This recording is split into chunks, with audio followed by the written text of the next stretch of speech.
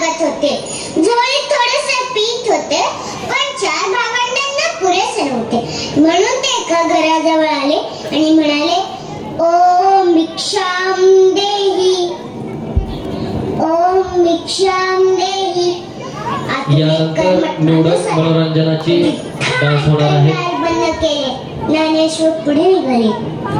पुन्हा त्या कर्मठ माणसाने दार उघडले आणि म्हणाला, ए पोरा, इकडे इकडे इकडे. संन्यासाचाच पोरगा ना रे तू?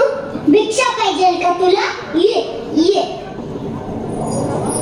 हे घे पीठ. आणि पीठ म्हणून झोळीमध्ये मातीच टाकली. ज्ञानेश्वर मानखाली घालून निघाले. पुन्हा त्या कर्मठ माणसाने झोळी चोरली आणि म्हणाला, अरे थांब थांब, या भाकरी पण घेऊन जा.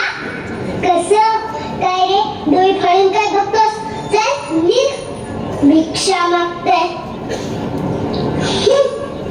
संध्याकाळ झाली होती. इकडे मुक्ताईने विठ्ठलाच्या मूर्तीसमोर संगत लावली. ही मूर्ती तेवढीच तिच्या आई बाबांची आठवण. तिने हात जोडून राम रक्षा म्हणू लागली. तिला चौल आली की ज्ञानदादा आलाय. तिने पटकन राम रक्षा उरकली आणि आपल्या भावांसाठी पानं मांडली. निवृत्ती आणि सोपान दोघं येऊन बसले. तेव्हा तिने विचारले, हे काय दोघच कसे? ज्ञानदादा कुठे आहे? त्याला भूक नाही म्हणतो तो. सोपानानं उत्तर दिलं, भूक नसायला काय झालं? थांब, मीच बोलवणार त्याला. असे म्हणून मुक्ताई खोपटात गेली. हे खोपट म्हणजे तिच्या ज्ञानदादाची एकांत जागा. गवत नसलेल्या जागेत तो लोहरी त्याला जाऊन बसायचा. दादाची झोळी तर इथेच दिसे.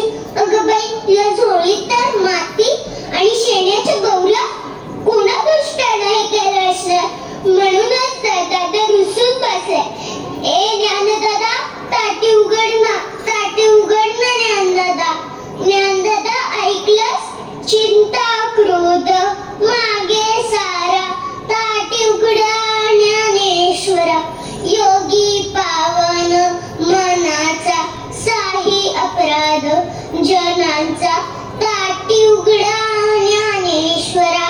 विश्वरागे झाले वन्नी, संत सुखे व्हावे पाणी. विश्वपट ब्रह्मदोरा, ताटी उघडा ज्ञानेश्वरा.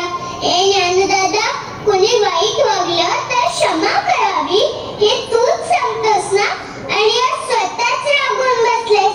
अरे या झोळीत तर माती टाकणाऱ्यांची बुद्धी तर भ्रष्ट झाली असणार, पण म्हणून तू का कष्ट होतोस? अरे शेत उगवतं तिथे तो नसायचेच. फुले फुलतात तिकडे काटे खुपायचेच. केवढा फुलतो तिथे नाग निघायचेच. असं रे काय दादा, सारं जग जरी अग्नीसारखं दाहक झालं तरी संतांनी पाण्यासारखं शीतल असायला हवं.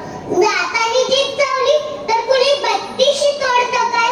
अरे या उर्मट लोकांमुळे सारे जगावर रुसायचं.